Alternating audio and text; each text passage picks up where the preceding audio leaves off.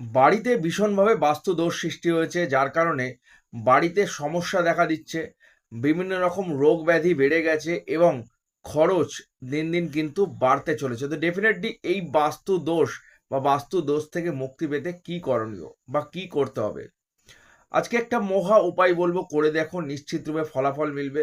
কি করবে? এটা যে কোনো একদিনই করবে, বুধবার কিংবা রোববার দিন করতে হবে।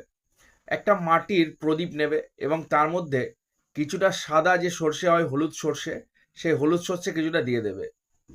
তার সাথে 7টা লবঙ্গ, একটা জায়ফল, হালকা অল্প পরিমাণে কিছুটা সিঁদুর ছিটিয়ে দেবে এবং তার মধ্যে বেশি করে কর্পূর দিয়ে দেবে। এবার পুরো এই মিশ্রণটি জ্বালিয়ে দাও এবং বাড়ির প্রত্যেকটা ঘরে এই মিশ্রণটির যে ধুয়োটা হচ্ছে, সেই প্রত্যেকটা ঘরে এই প্রদীপটি দেখাও এবং জ্বলন্ত অবস্থায় বাড়ির গেটের যে বাইরের দিকে আছে সেই দিকে রেখে দাও।